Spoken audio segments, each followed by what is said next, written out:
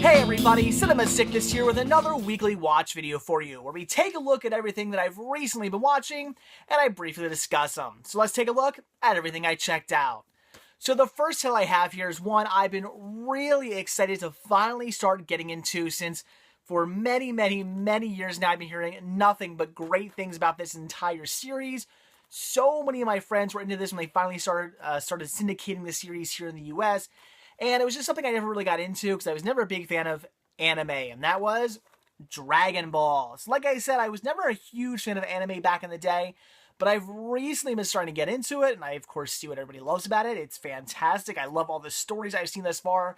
Just one of the great things about it is it's just really beautiful animation. I love the animation of anime, but on top of it, it's always usually a really fantastic, really fun story, and that is what we're getting here with Dragon Ball. So I was really excited to finally start getting into this series, and I do plan on watching the entire series, all of Dragon Ball, all of Dragon Ball Z, and all of Dragon Ball GT, plus the movies. I'm going to watch them all. That is the plan.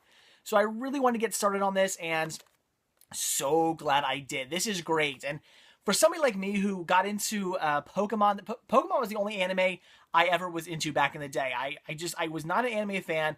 Pokemon I really liked, and why I really liked Pokemon and why it really drew me in was because of the adventure aspect. I love the idea of these people going on adventures. That's what it is. You become a Pokemon trainer. You basically just say, okay, I'm going off into the world and I'm going to go catch Pokemon. I'm going to have this big, huge, crazy adventure. Maybe every now and then I'll come home. But for the most part, I'm traveling the world. I'm seeing the world, catching Pokemon, meeting friends, making friends, just hanging out, having a great time, traveling the earth with my Pokemon. I thought that was such a cool idea.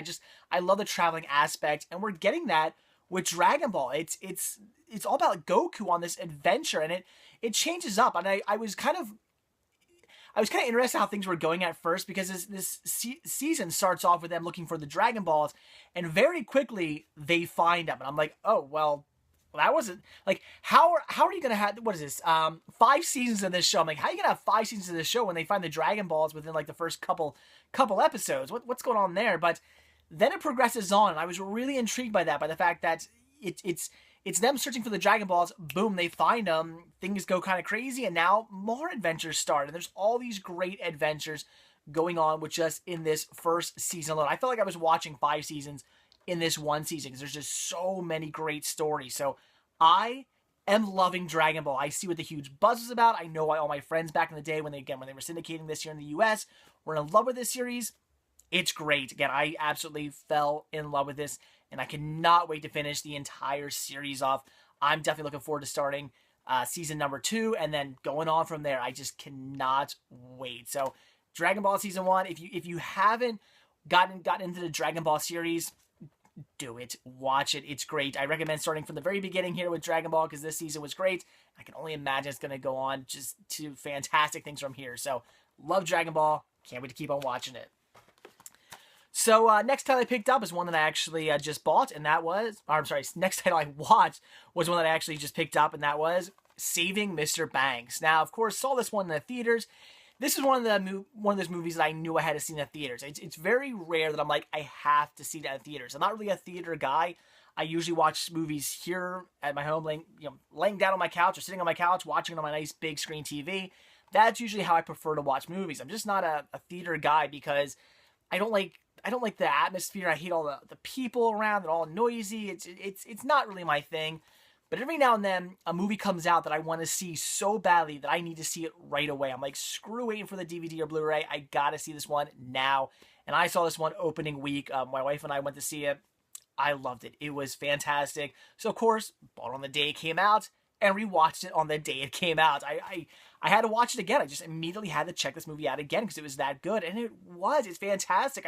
I love this story. I love seeing Walt Disney. I mean, Tom Hanks does a great job playing Walt Disney. Emma Thompson is fantastic in this. All the other characters are fantastic in this. Of course, Paul Giamatti's in the movie, and as you guys know, I love Paul Giamatti. It's a great story of the making of Mary Poppins. Not so much the shooting of the actual movie, but the making of what it took to get to the point where they could actually start shooting Mary Poppins.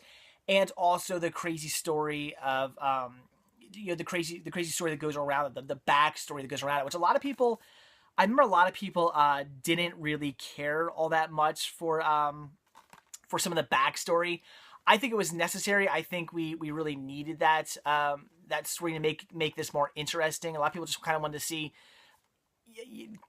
see, what was going on as far as how we got into how we came to make Mary Poppins, and that's interesting. That's certainly part of this movie, but I wanted to hear the backstory too. I'm glad they put that in. I think it really made the movie. I really think we needed that, especially to understand why why Emma Thompson's character, why the story meant so much to her. I think it made sense. I liked it.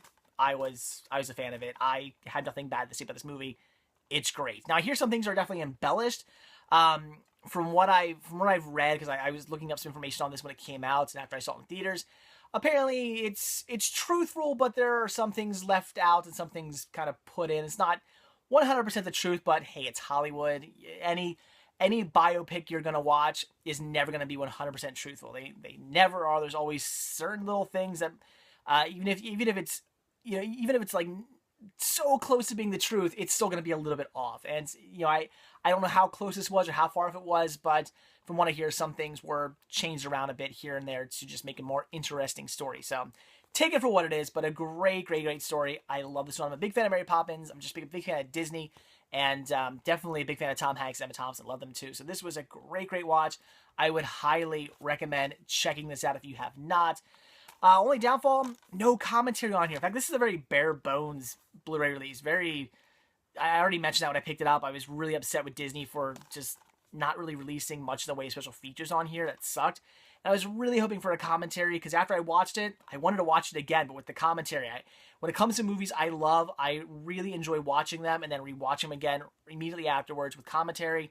Can't do that. No commentary on this. So that sucked. I would have loved some commentary on this, but what are you going to do? So anyway, a fantastic movie. If you haven't seen it, do yourself a favor, check it out. Then a movie I've heard a lot about, but really, I should say I've heard a lot about, but in name only. I never really heard much about like what the movie was even about. I never really heard about the plot. Never really heard anybody describe it or anything like that. But I hear the name come up a lot. It's people will be saying, "Oh, some of my favorite movies are," "Oh, I like movies from this time period." And they'll rat off this movie, but it's one I had never seen, so had to finally check it out, and that was 2 Days in the Valley. This is a good movie. This is a fun crime caper.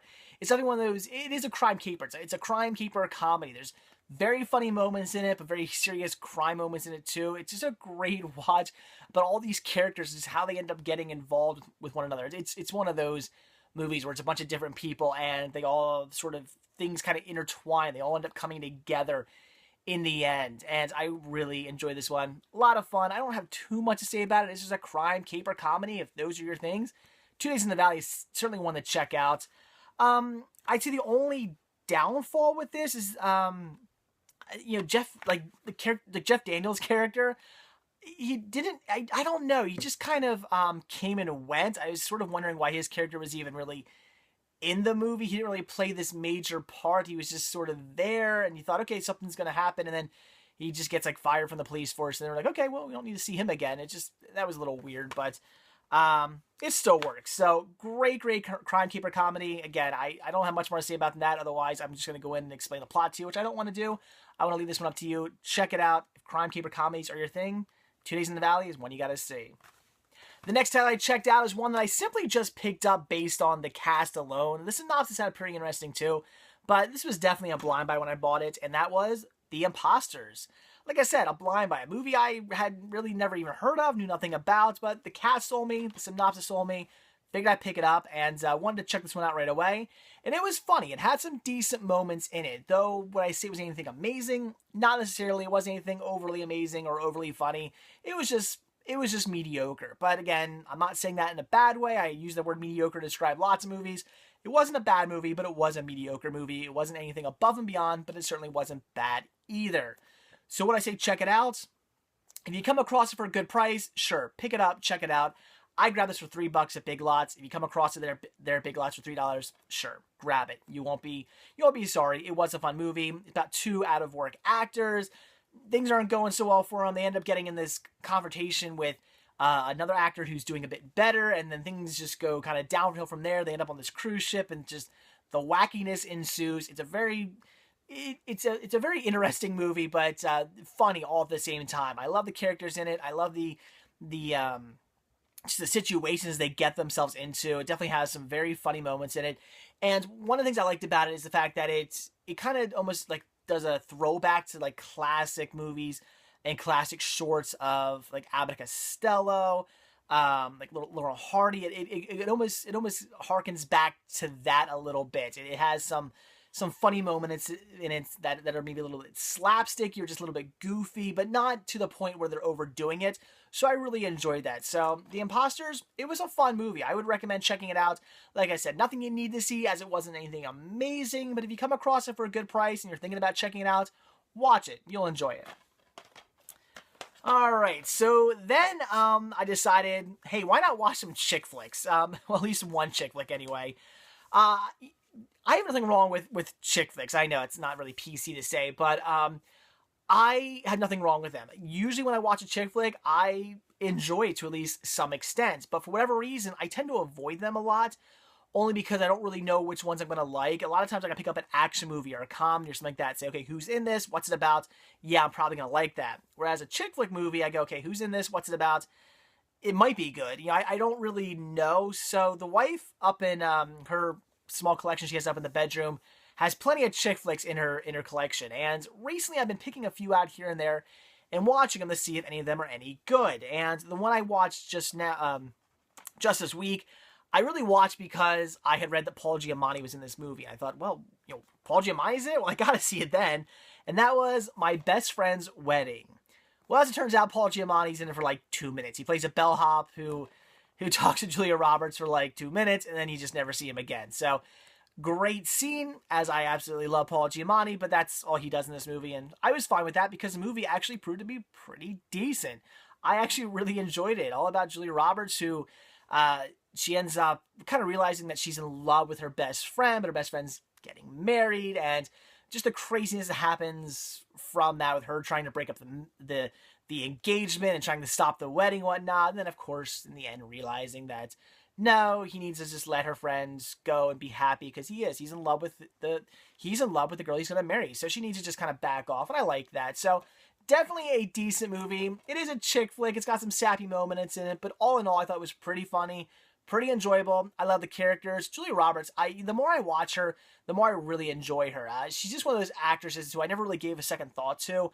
You know, I see her in movies, I enjoy her movies, but it was just kind of like, oh yeah, Julia Roberts, yeah, she's good, whatever. But the more I watch her, the more I go, yeah, I see why you know, she's such a big deal. It's just, again, she was always kind of one of those actors I sort of put on the back burner, even though I knew they were good. And the more I watch them, the more I really enjoy them. So really did enjoy Julia Roberts in this. So I gotta say, if you're into chick flicks at all, check it out. When I posted that I was watching this one on Instagram and stuff like that, a lot of my female followers and female friends were very happy that I was watching this movie, gave me all thumbs up.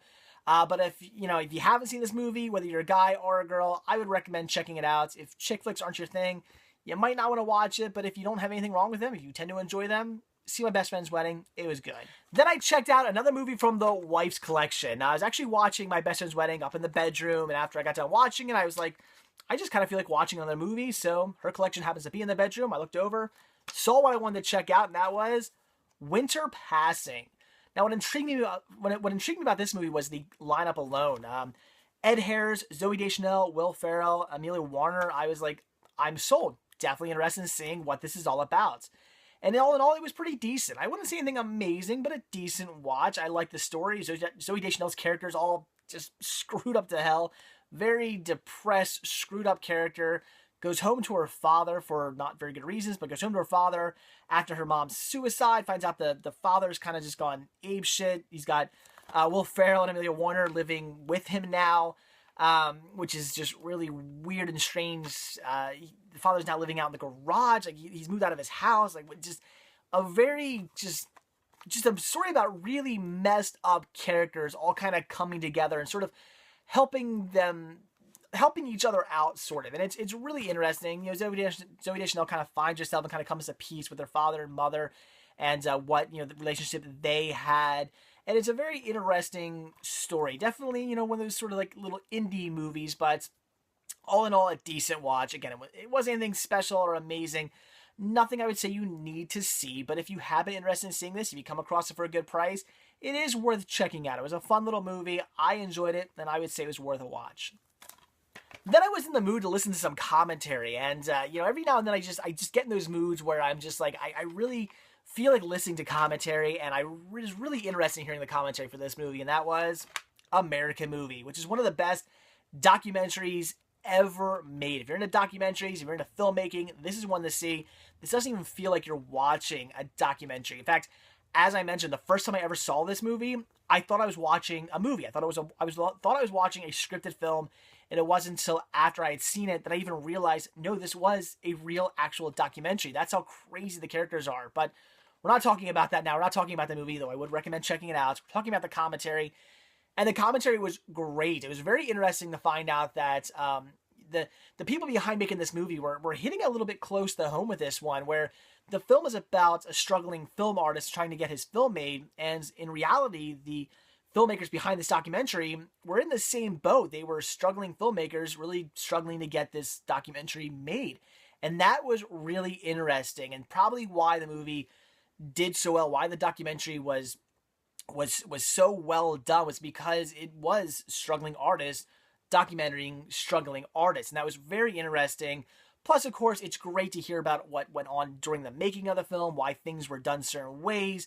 It's great to hear from the actual cast and hear you know, about their process of making the film. So very interesting, a really, really good commentary. If you've seen this movie, which everybody, I'm going to tell you right now, everybody has to see this movie. I don't care if you're into documentaries or not. See this film. It's brilliant. But I'd recommend after you check it out, definitely listen to the commentary. You'll find a lot of things about this movie you were not aware of, and it's a great listen. So definitely check out the commentary to American Movie. Then I had to finally watch, because I didn't see this one when it was in theaters, but of course I've been hearing so much about this movie, and that is Frozen. Yes, I've been hearing a ton about this movie, of course, because it's apparently brilliant. That's what I had been hearing, and I definitely wanted to see it. I heard so many people say it's like the best Disney movie since like, you know, some of the classics. And I was like, really? Is it that good? And I don't know if I'd go as far as to saying that, but it was very enjoyable. I really did enjoy the hell of this movie. Very well done. A great CGI animated Disney film. Definitely love the hell out of this. I'm trying to think of the negative things to say about it. If there's anything negative I can say, it's that I think somewhere along the lines, Disney has sort of lost the ability to properly place songs. And I felt the same way with movies like Princess and the Frog. I love the music. The music of Frozen's great, which I'm sure you've also been hearing a lot about. The soundtrack is getting a lot of buzz. And I really enjoyed the music to Princess and the Frog as well. I thought they had two great soundtracks. It's just that during the movie, I wasn't thrilled with the placement of the songs. It didn't seem to flow as well as some classics like Lion King or Beauty and the Beast or Little Mermaid or something like that. It didn't feel like it flowed quite right. They at times they seemed too close together and then too far apart. They came in at weird spots. That was my only downfall, is that I think Disney has sort of lost lost the ability to properly place their songs throughout the movie. That's the only downfall. But the plus is that the music was great. So even though it was placed a little oddly, I still really loved every time a song kicked in, because I love the music. Yeah, my wife was complaining a little bit, saying that the beginning of the movie had way too many songs in a row, and I would agree, but again, I really enjoyed the song, so I wasn't complaining about it. So Frozen's definitely something I would recommend checking out. I really enjoyed it. I know you guys have been hearing a lot of things about this one. You've been hearing probably all, for the most part, positive things about this movie. I would agree with everyone. It's a great, great, great CGI animated Disney film.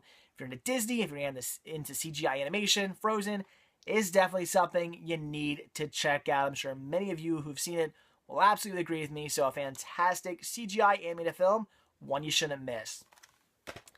And then finally, the last title here we're going to talk about is Lewis Black, Red, White, and Screwed. Not too much to say about this one, kind of ending on a very simple title here. It's Lewis Black. It's a great stand-up special. If you're into Lewis Black, check this one out. I'm a big fan of Lewis Black. Really enjoyed. I love how much energy and just craziness he puts into his performances.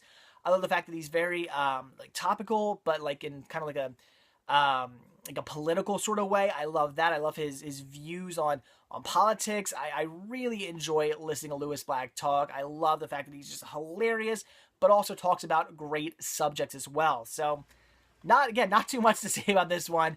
It's Lewis Black. If you're into Lewis Black, definitely check this out. It was a great stand-up special. If you've never seen Lewis Black and you like stand-up, check him out. You gotta see Lewis Black. He's extremely funny. He'll have you cracking up laughing. So I enjoy this one. That's all I gotta say. So there you go, guys. That's it. Really had nothing too bad to say about anything I watched this week. Loved everything. I mean, I'm looking right now. Yeah, I don't have anything bad to say. Everything here, they were all great movies. Some were better than others, but I would recommend watching everything I saw this week. So that is it, guys. So like I always say, if you like this video, please give me a like. If you're not already subbed, please do. And if you're not already over at cinemasickness.com, head on over there, click on the shop tab, purchase yourself a Cinema Sickness sticker or a Cinema Sickness button. I really appreciate the support. So that's it, guys. Thanks for watching. I'll see you tomorrow. Bye.